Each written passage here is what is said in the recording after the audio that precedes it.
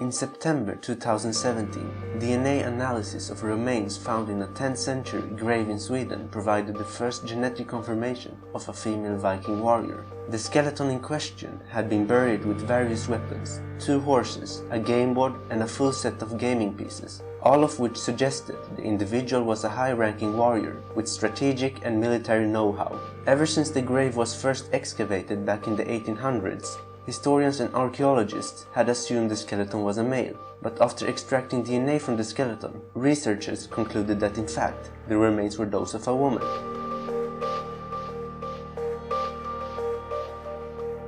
Using a high-tech method involving cosmic radiation, scientists identified a previously unknown space inside the Great Pyramid of Giza, otherwise known as Khufu's Pyramid, hovering just above the cathedral-like Grand Gallery, which leads from the Queen's burial chamber to the King's. The enclosure may be a structural feature that relieves weight on the gallery below, but scientists are now exploring whether the void may serve some other unknown purpose, which could shed light on the enduring mysteries of the pyramids. That unknown chamber is the first major structure discovered inside the roughly 4,500-year-old Great Pyramid since the 19th century.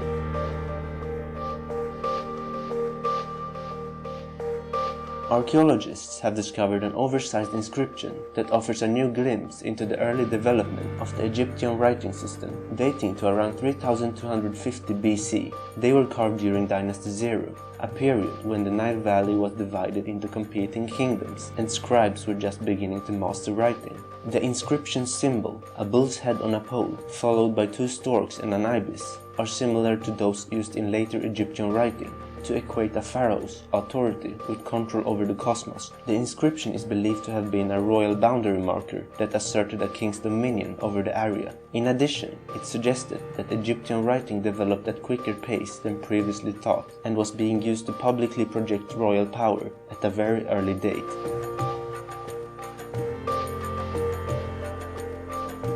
A vast 1,700-year-old Roman settlement was discovered off the coast of Tunisia after several years of archaeological exploration in search of the ancient city of Neapolis. Neapolis is believed to have been submerged after a tsunami in the 4th century AD destroyed most of it, as recorded by Roman soldier and historian Ammian Marcellin. The natural disaster also badly damaged Alexandria in modern Egypt and the Greek island of Crete. Very little has been recorded about the city, because the citizens of Neapolis sided with Carthage rather than Rome during the Third Punic War, which ultimately destroyed the rival civilization and brought its territory under Roman control.